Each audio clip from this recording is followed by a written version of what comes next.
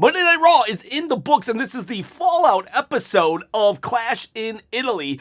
Does Jacob Fatu acknowledge Roman Reigns? Yeah, he does, actually. And my favorite part about that is Jey Uso is just so happy to watch someone else get picked on other than himself by Roman Reigns. Jey Uso is like, come on, Jacob, you're late for work. Oh, it's so funny. It is so funny. And we'll talk all about that because this is your one take, one shot Monday Night Raw review where I do it immediately following the episode. That way you get my raw gut reaction. I can't go to bed and sleep on it and be like, yeah, maybe I was a little too harsh on the product. No, if I'm going to be a little too harsh, well, then I'm going to be a little too harsh, or maybe I'll be a little too positive even. We shall see. But first, let's talk about this belt on my shoulder. You see, at 30,000 subscribers, I'm going to give it away. Already gave away 3 belts. I have given away 3 replica belts on this channel, and I want to give away a 4th replica belt. All you got to do, comment below, subscribe to the channel, and you can win. At 30,000 subscribers, that's when I'm going to give it away on my quest to quit my day job. So help me out, subscribe, maybe like the video as well, and you can win this. Not a toy, but a replica belt. You can win it. All right, so... Not a lot happened. All right, so not a lot happened on this Raw. Honestly, it's like it was just very contained. Each segment was very contained. I was hoping we were going to get, now that the Bloodline is running it back, as Jey Uso would say, I was hoping we would get the Bloodline throughout the entire show. We did get 2 segments, though, but yeah, I was hoping like we did it before. If we're gonna get the Bloodline back, then give us how the Bloodline was, and let the threads be out the entire show. Open, close, middle, everything. But no, we just got a really good, solid opening. We have the OTC and the Usos. They come in a big black van, and then the moment they get out, one of the things I'm loving about this is that Roman Reigns has a title boy, in that somebody is always waiting to just hand Roman his title. He's like, I'm not carrying that through customs. What are you, mad? I'm not going to get stopped. So, like, Roman, he gets his title. He walks out there. It's the Usos, and he did spend a lot of time pandering because they are in Italy, and they were like, everybody's cheering. It went about like 10 minutes of cheering or something like that. Finally, acknowledge me. Everybody's going crazy multiple times throughout the show. I think the camera was bouncing. The people were so excited. And then Roman says, all right, Jacob, come on out. It's time to acknowledge me. And then Jacob Fatu comes. And Jey, like I said, Jey's like clapping his hands. He's so happy. He's so happy that he's going to be front row to somebody getting picked on by Roman Reigns. He's like, ooh, I was there for 5 years. I'm glad it's not me anymore. But yes, Jacob comes out and Jacob says, I knew the consequences. If I won the title, I knew what would happen. But I also knew what would happen if I lost the match. And he's like, and I need to show my kids that I'm a man of my word. He's like, but, and then he goes to Jey, and he gets in Jey's face, and Jey suddenly, he's not as happy as he once was, and Jacob's like, but I didn't lose to you, and I do not acknowledge you. And then he goes back to Roman, though, because Roman's like, hey, I'm over here. And everybody's like, ooh, Roman talked to him like that. But Jacob goes, he gets on his knee, and he says, I'm a man of my word. Roman, I acknowledge you. And then Roman helps him up, and he's like, you may not see this now, but Jacob, I love you. I cannot wait for Jacob to put his hands together, get all menacing, and said, Roman, I love you, Roman. I cannot wait for that. Please let that happen. All right, so yeah, then Jimmy Uso grabs the mic and he's like, you made it, dog. You're here. Everybody, this is a warning shot. Bow. Like, the Bloodline, honestly, this is the most powerful the Bloodline probably has ever been. Arguably, you could say with Paul, I guess maybe not, because there's no Paul Heyman, and then you lost Solo and Solo and Sammy, but like maybe this is equal to that. If they add Solo, or if they add Sammy, or if they add the Wise Man back somehow, some way, then this will be the most powerful. Jacob with them, yeah, maybe this is the most powerful version. I don't know. We shall see. We shall see. Hopefully it's not NWO 2000, and hopefully this is Bloodline proper, because woo. And then they walk out. And Jacob is there. He's towing the line. I wasn't sure. I was like, is Jacob going to attack them? Is he going to attack them? I kept looking for it, but no. Jacob just went. And now you've got the Bloodline back. A version of the Bloodline with Jacob Fatu. They are still baby faces, but they're not. I don't know. I don't even know if they're tweeners. I don't know what they are exactly right now. Because after Clash in Italy, Roman had some choice words for LA Knight, Royce Keys, who are definitely baby faces. He came out of the locker room one time, and while Cody was walking, and they stared at each other. Cody walked away, and Roman was just like, pff, pff, pff. So it's like, I don't know where Roman is. Roman is saying that he's like, you know, he tried to do things right, but people are forcing his hand, and we will see where we go there. But yeah, Roman Reigns and the Bloodline. Now later in the episode, when they show that encounter of him and Cody, and you know Roman doing, we have Roman. He says to Jey, he's like, "Listen, dude," and I love this line. This is one of my favorite lines. He's like, I'm the head of the table, right? But there are two ends of the table, meaning Jey Uso can be the other head of the table. I love that line. And he said, "Go. You've held this title, but you haven't held the other. Go get that other title. Go to the King of the Ring and do it." So it's like, oh, okay, cool. And he also tells him, listen, you also need to get Jacob in line. So he's kind of giving Jey, or Jacob, to Jey and say, you understand tough love. Basically everything that Roman did in the past, how he almost murdered Jey Uso. He's like, that's tough love. You understand it. Now go make Jacob understand it, because tough love is coming. And he sends him off to go win the King of the Ring. And he said, Jimmy, you stay with me. Jey has to do this on his own. So I wish we would have got more, but that's all we got for the Bloodline part of the show. Then we do go into the first match of the night, which is a King of the Ring qualifying match. Whoever wins the King and Queen of the Ring, you will go to SummerSlam and get a title shot. Now, here's the thing. It was the most random pairing of people in a fatal four-way. Well, not a fatal four-way, but a four-way. And it was Solo Sikoa, it was Penta, Carmelo Hayes, and Oba Femi. And Oba Femi just lost to Brock Lesnar yesterday. So it's like, wow, this is something. We had everybody in the ring. Oba comes last, and instantly everybody attacks Oba Femi.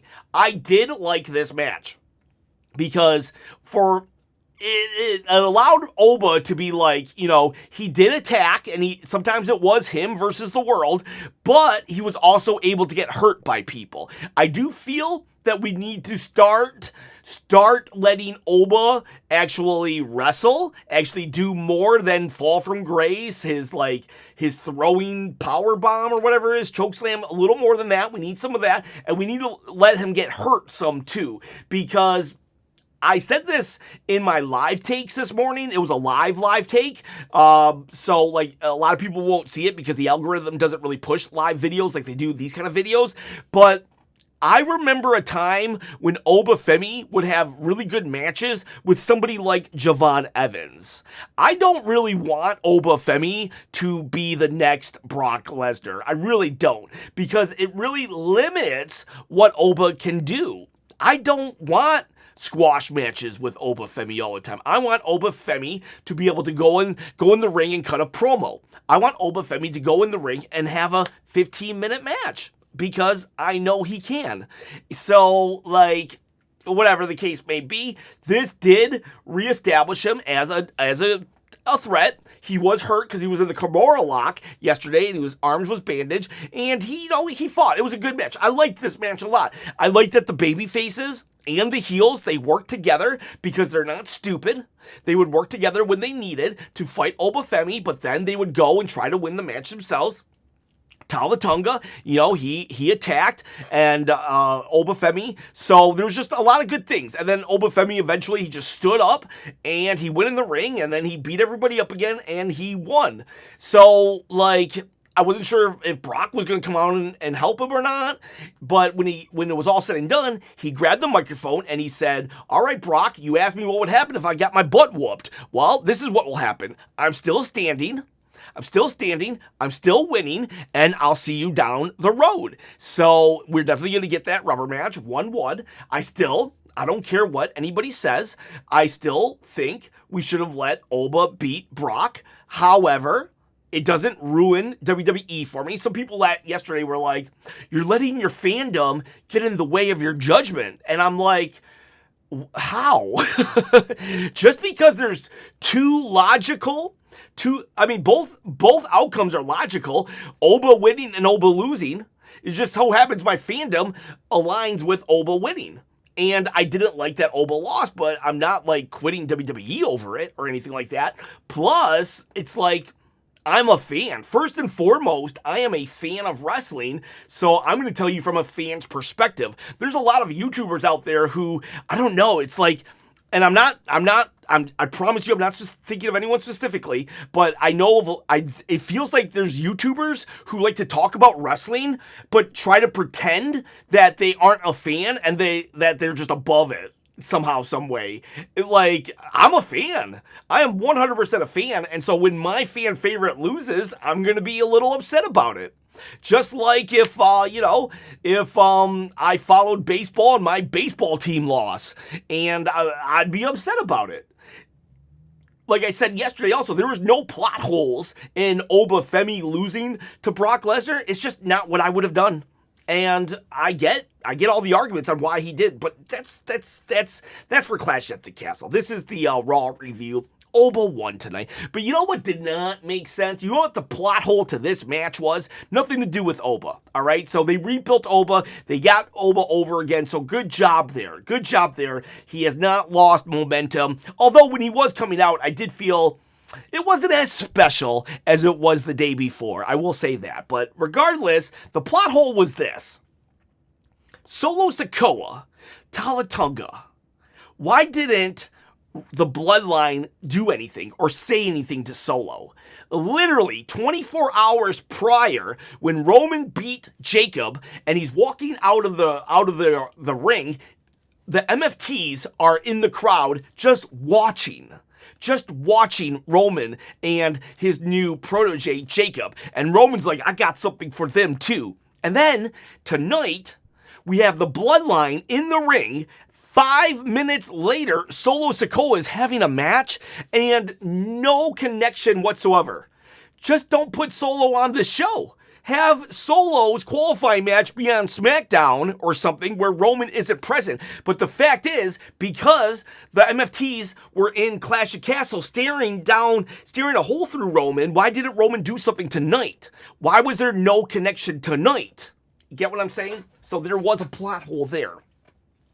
We will also have the women's qualifying match, and that was Io Sky, Roxanne Perez, Julia with her new look, and Lash Legend. Now, they did kind of have the same structure of Lash Legend being the monster in this match, because Oba was the monster in the other match, but in this one, Lash doesn't win. But I feel like because Oba was a monster in this tonight, we should have had Lash, who was kind of playing the same role. Her match should have been on SmackDown also. You don't like to have two similar style matches or story beats on the same show.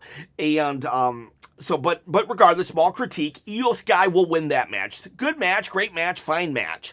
It could have gone either way. I was kind of hoping they would give it to Julia because, well, they have really dropped the ball with Julia. Plus, she was in her home country of Italy. If you didn't know, she's half Italian. So, yeah, I was kind of hoping for that. Roxanne Perez looked really good, but I do understand why we gave it to Io, because Io is way over and we need to give her big victories.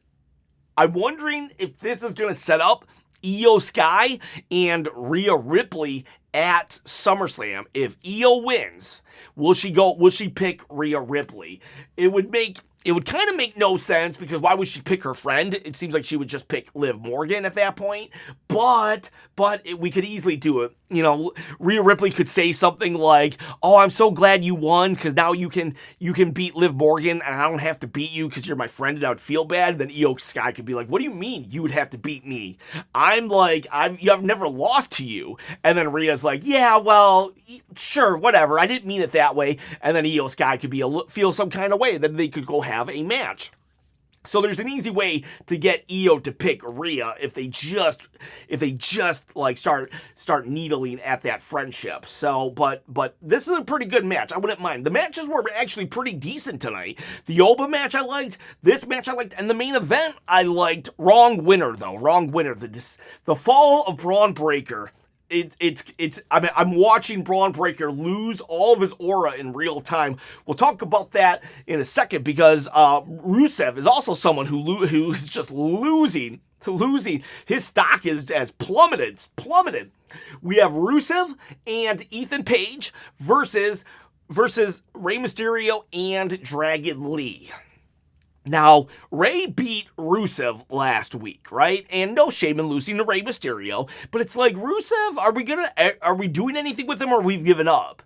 Because I'm like, okay, well, you know what? It looks like we're doing a pairing of Rusev and Ethan Page. So they become a tag team. Now, on paper, you would think that Rey and Dragon Lee, they would be the most experienced tag team of this bunch because they've been in the LWO, they've been friends for a while, so it makes sense for them to actually win this match. But because we are pushing this narrative of Ethan Page and Rusev, I thought it was a no-brainer that these two were going to win, somehow, some way cheating. But no, they just lost. And now I don't understand, why would Ethan Page want to even team up with Rusev at this point? Like, what's the point of them teaming up? Rusev can't get a win, and now when they're together, they just lose. It's like, they really should have won here. I really think they should have won, and they could have been a really solid, kind of funny tag team, one sniveling heel, and one, like, you know, the powerhouse of the group, the straight man of the group, while Ethan Page is the comedy act. But no, they just lost. Again, no shade losing to Rey, but it's like, I don't see why we had to have Rusev lose 2 weeks in a row, especially when we're trying to build this Ethan Page-Rusev connection, because that's comedy gold. That's comedy gold plus wrestling gold. It wasn't like they weren't a pure comedy act like Danhausen, right? They were able to wrestle in the process too, but no, they just lost. So that was a head scratcher. That was a real head scratcher. Danhausen got a mini documentary on his curse to the New York Knicks. That was good. Seek that out. If you're not following, Danhausen put a curse on the Cavaliers, and the Knicks have been winning ever since. So props to the Cavaliers and the Atlanta Hawks for keeping kayfabe alive. Oh, then what else do we have? LA Knight, one of the best segments of the entire show was like a 3-minute backstage segment, not even 3 minutes, of LA Knight going up to Adam Pearce, basically saying you're doing everything in your power to get the bloodline back together. I've never seen you suck up to somebody more than Roman Reigns. All these things. He accused him of just being in his pocket, Roman's pocket, and everything LA Knight was saying was true. And it kind of made me sad because I was like, man, why has this guy not been a champion for like the last 2 years? LA Knight is so freaking good. And no, nothing.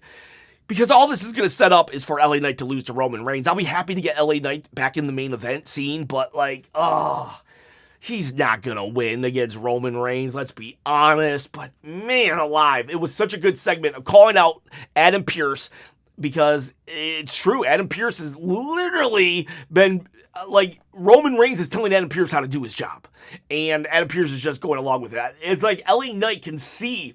LA Knight is actually he's almost like not a part of the storylines, and he's like a fan who's actually seen everything happen, and then he jumps back into the storyline with that perspective. He's like, what are we doing here? This story makes no sense. You're the GM and you're answering to Roman, and then so it's just really good. It's really good.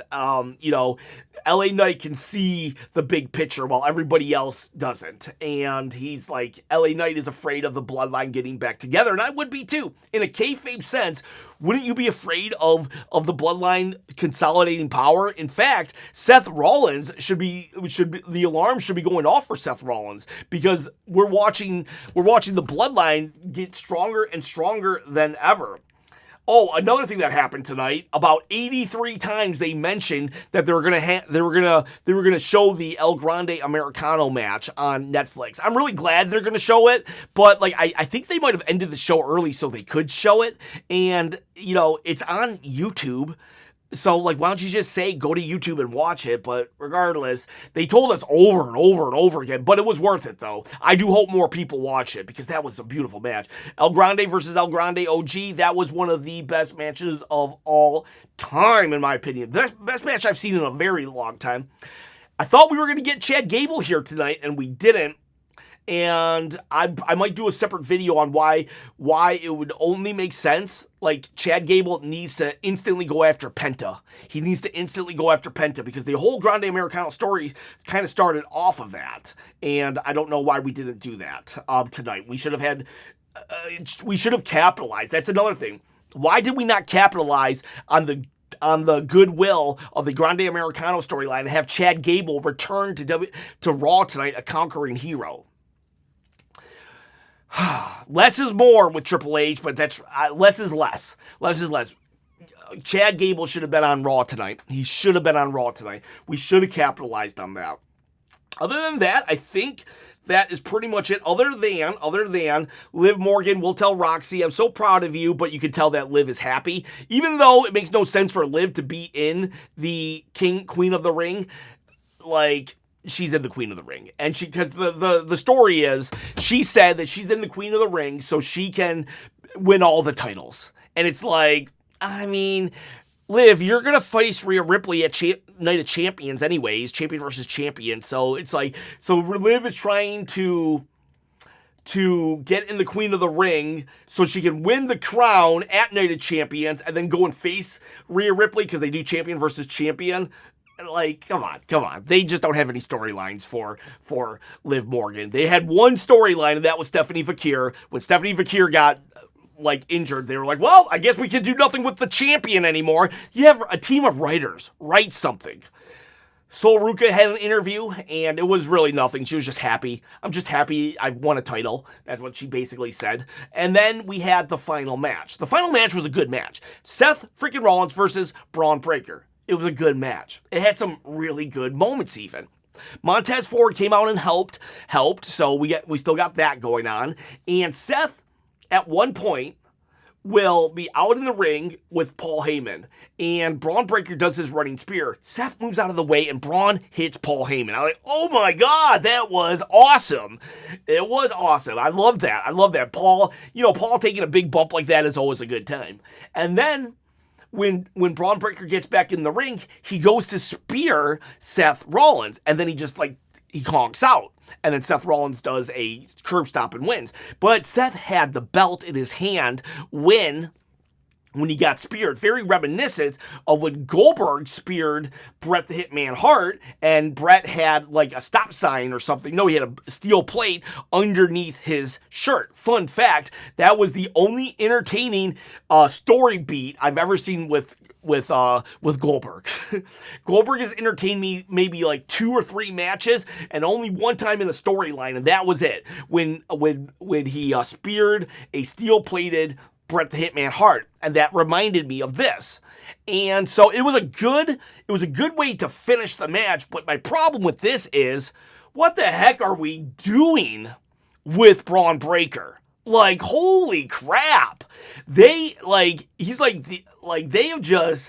have just chipped away at what made him cool and special, and have done a great job of making him look like a chump. I am so disinterested in Bron Breakker now because of how they booked him. It is insane. Oh, by the way, remember yesterday when I was complaining too much about how, foot on the rope with Gunther, foot on the rope with Jade Cargill, foot on the rope with Rhea Ripley. Well, tonight, foot on the rope with Bron Breakker. Paul Heyman grabbed Braun's foot. Well, he tried to. He tried to grab it, and he fumbled. So if you're going to make fun of B-Fab for her fumble of grabbing the leg of Jade Cargill's, you got to make fun of Paul Heyman tonight because he kind of couldn't get Bron Breakker's leg, and he put it out. So I guess Triple H just discovered this because he's spamming it already. Just like his open challenges or like, yeah, it's like, oh, look, I could put a foot on the rope. I could have someone grab the foot and put it on the rope, and that could be like a way to stop a match. So we're doing that now all the time. In 2 days, we've had 4 feet on ropes. Cool.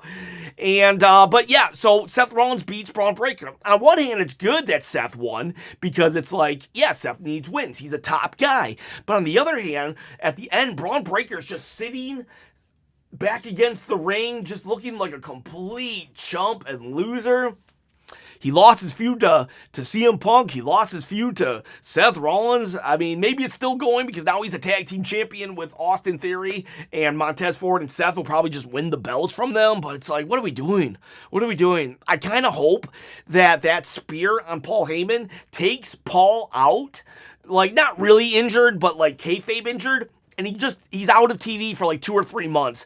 And then Braun can just go on his own. Braun needs to rebuild himself because I was on a scale of 1 to 10, I was a 10 on Bron Breakker about a year and a half ago. Like for real. And now I'm at like a 2, maybe 3.